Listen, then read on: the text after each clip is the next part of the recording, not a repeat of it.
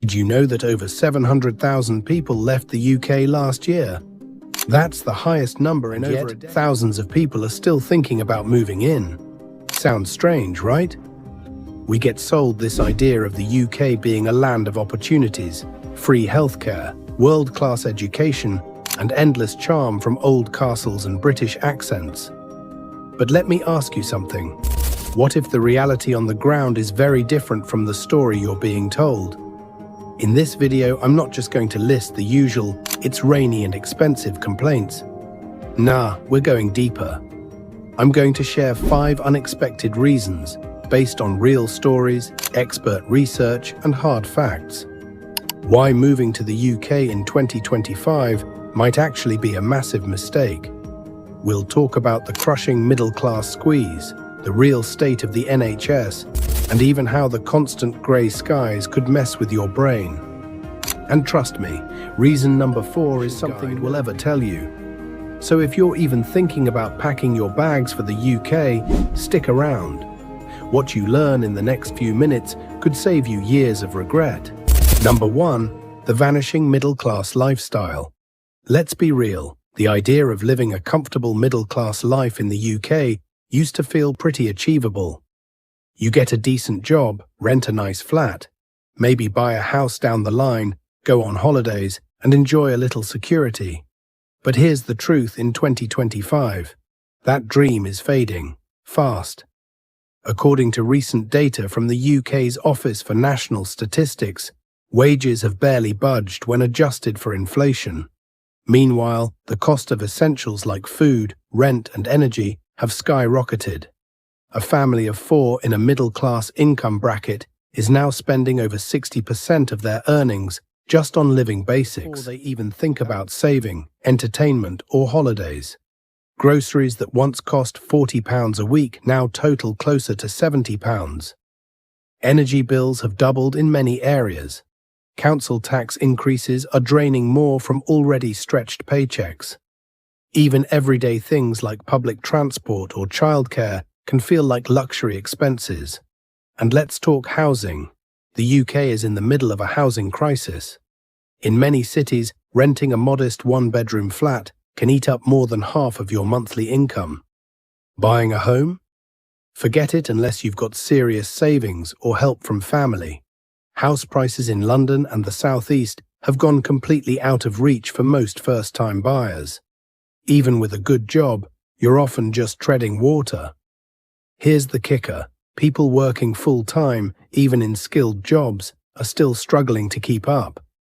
Teachers, nurses, engineers, people who are society, are being priced out of their own cities.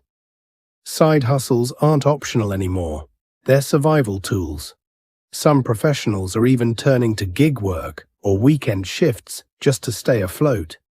This isn't just a money problem, it's a quality of life issue. Constantly worrying about bills, cutting back on simple joys, feeling like you're stuck in a grind with no upward mobility, it wears people down. The mental load of living in survival mode every month is exhausting. It's not just a paycheck issue, it's a peace of mind issue. And if you're coming in from a country where the cost of living is lower, this lifestyle shift can be shocking. You might find yourself living in smaller spaces, working more hours, and spending way more for way less. That can be a tough adjustment, and not one that's easy to see from the outside. Now, I'm not saying it's impossible to build a good life in the UK, but if you're dreaming of comfort, savings, and financial breathing room, you need to know that the UK's middle-class life isn't what it used to be. It's a constant hustle, and for many the reward just doesn't match the effort. Number 2. The healthcare reality check. When people think of the UK, one of the first things that comes to mind is the free healthcare system, the National Health Service, or NHS.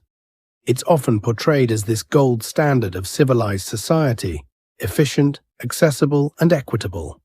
But if you're thinking of moving to the UK in 2025, based on that alone, you might be in for a surprise. Let's break it down. Yes, the NHS is technically free at the point of use, but free doesn't always mean available or reliable. In 2024, Average wait times for non-urgent procedures reached record highs. Waiting months, sometimes over a year, for treatments like physiotherapy, mental health support, or even surgeries. Imagine injuring your knee, needing surgery, and being told your wait time is 14 months. That's not just inconvenient, it's life-altering. Emergency departments are stretched so thin that patients often wait 12 hours or more just to be seen. There are real stories of people lying on hospital floors because there weren't enough beds. The system is under immense pressure, and while the staff are doing their absolute best, there simply aren't enough of them. Burnout rates among nurses and doctors are higher than ever, leading to dangerous understaffing. And here's something most newcomers don't realize. You'll still pay. If you're a visa holder, you're required to pay the immigration health surcharge up front, often hundreds or even thousands of pounds, depending on the length of your stay. That's before you even walk into a clinic. Many expats end up turning to private timely treatment. But private care isn't cheap, and often it's only an option in larger cities. If you're living in a rural area or smaller town, the NHS is usually your only choice, and wait times can be even worse. And what about mental health? While awareness has grown, services haven't kept pace. Getting consistent therapy through the NHS is like winning the lottery. Most people either wait months or give up and pay out of pocket. Again, not an option for everyone. Now, does this mean the NHS is worthless? Absolutely not. In emergencies, it's still a safety net. And for chronic conditions, it can offer good support, eventually. But if you're coming in expecting fast, efficient care across the board, you're likely to be disappointed. It's just the other side of the coin that rarely gets shown in Instagram relocation posts. The UK's healthcare system is facing serious structural challenges, and if you're moving for a better life, this is a reality you'll want to consider carefully. Have you or someone you know experienced the UK healthcare system? Drop your story in the comments. I'd love to hear what it was really like. And if you're finding this video helpful, don't forget to hit that subscribe button so you never miss insights like this. Number 3. The weather isn't just bad, it's energy draining. It starts slowly. You wake up one day and realize you haven't seen the sun in over a week. The sky isn't stormy or dramatic, just a dull, endless grey, like someone put a filter over the world and forgot to turn the colour back on. Welcome to a British winter, or spring, or honestly, any season. People often joke about the UK weather being miserable. But what they don't tell you is that this low-level greyness isn't just annoying. It creeps into your mood, your energy, even your motivation.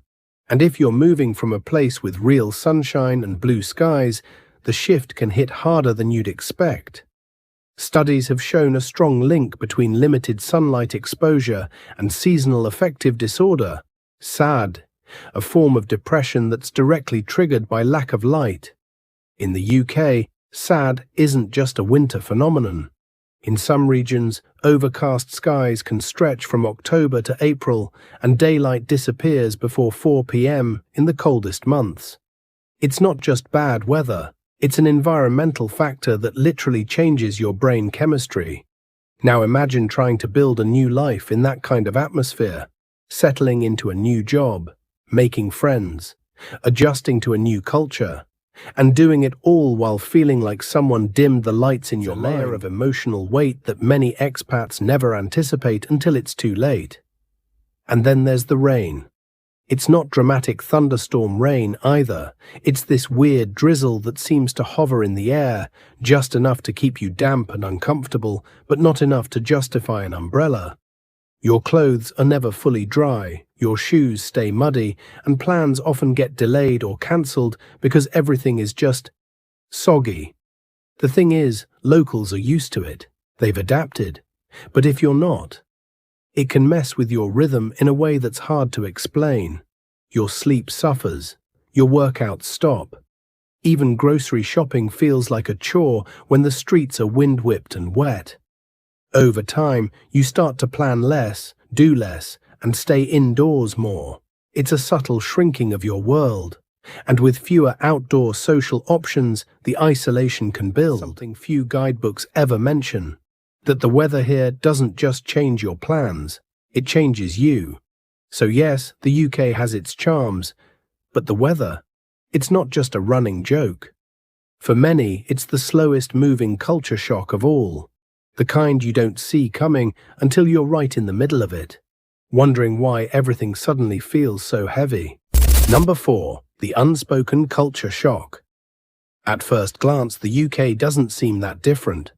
The language is familiar, the brands are recognizable, and the culture feels close enough, especially if you're coming from the US, Canada, or Australia. But here's the twist. The UK can feel familiarly foreign. Everything looks similar until it doesn't. And that's where the unspoken culture shock hits hardest. Unlike moving to a country where differences are obvious, the UK surprises you in small. You're expecting warm hellos and casual chats like back home. Instead, you get the infamous British politeness, indirect, restrained, and often deeply misunderstood. People aren't rude, but they can be incredibly hard to read. That's interesting might mean fascination, or complete disinterest. You won't know. And while British humour is legendary, it's also dry, ironic, and self-deprecating to the point of invisibility. If you're not tuned in, it might feel like everyone's making subtle digs, or that you're missing the joke entirely. That social disorientation can wear you down over time. Let's talk about friendship. Making friends in the UK is a slow burn. Brits often build social circles in childhood, school, or university, and they tend to stick. Jumping into those tight-knit circles as a newcomer isn't easy. You might go weeks without being invited out. People may smile, chat at work, even offer help. But real connection, sometimes years. Then there's the pub culture. It sounds inviting, right? But many expats say it's surprisingly exclusionary. Groups head to the pub after work, and unless you're directly invited, you're not automatically included. And even when you are, conversations often revolve around shared history, inside jokes, and references you don't understand. It can feel like being at a party where everyone's speaking your language, but you're still left out. Even the communication style takes getting used to. Brits often avoid confrontation at all costs. Feedback is veiled in politeness, which can be confusing. A maybe later can actually mean never. A not bad might be high praise or sarcasm, and saying I'm fine might hide 100 feelings. This cultural subtlety isn't a flaw, it's just deeply embedded. But openness, warmth, or clear social cues, the contrast can be jarring. You start second-guessing yourself, wondering if you're overthinking or missing something essential. And none of this is in the brochures. No relocation guide warns you that you might feel like an outsider not because of how you look or speak, but because of the invisible walls of social code you didn't know existed. So while the UK can be a wonderful place to live, this unspoken culture shock is very real. And unless you're mentally prepared to decode the quiet rules, it can leave you feeling isolated in the middle of a crowd. Number 5. The hidden cost of free things. One of the most appealing things about moving to the UK is the promise of free stuff. Free healthcare, free public education, affordable public transport, a dream, especially if you're used to sky-high costs elsewhere. But here's the truth. Free often comes with a hidden price tag, and the cost isn't always in pounds. Sometimes it's in time, quality, or plain old frustration. Take the public transportation system. On paper, it's cheap and accessible. In reality, trains get delayed so often that there are entire social media pages dedicated to mocking them. If you're trying to commute to work, that affordable ride might come with a side of missed meetings and daily stress. And if you live outside a major city, expect reduced schedules, crowded buses, and last-minute cancellations. Not exactly what the tourist brochures promised. Then there's the education system. Yes, public schools are free, but that doesn't mean they're all equal. The quality of education varies wildly depending on your postcode, a reality that pushes many families into bidding wars for homes near good schools. Ironically, trying to access can drive up your housing costs dramatically. And if you're an international student, you'll pay hefty tuition fees and still face the same overloaded lecturers and underfunded programs. Let's circle back to the NHS. While we've already covered the delays and overload, there's another layer: the cost of going private when the free system fails you. It's not uncommon for people to shell out hundreds, sometimes thousands, for dental work, mental health care, or diagnostic tests just to avoid months-long wait times. And you'll pay out of pocket, even while contributing to the system through taxes or visa surcharges. Even little conveniences carry hidden costs. Want to open a bank account? Prepare for piles of paperwork and slow processing. Need to renew a driving license or register for anything? Get ready to spend hours navigating outdated websites and standing in queues. Efficiency isn't always part of the package. And what about energy? While technically deregulated, energy costs in the UK have surged. So yes, your water and basic utilities might be affordable at first glance, but surprise seasonal price hikes and provider failures can turn your budgeting upside down. So while it's true that the UK offers many government-supported services, the experience isn't always what it seems. The support exists, but the real cost is often time, patience, and settling for good enough. No, this isn't to say the system is broken. It's just a reminder that free isn't the same as frictionless. And for anyone moving in with high expectations and a tight budget, those hidden costs can add up fast, but mentally too. What do you think? Is the UK still worth the move in 2025, or are the red flags too real to ignore? Drop your take in the comments. Even one sentence helps us build this global conversation. If you found this eye-opening, check out our last video. It dives even deeper into the realities of moving abroad. We pour a lot into making these videos for you, so if you want to support us, just hit subscribe. It's one click, but it means the world to us.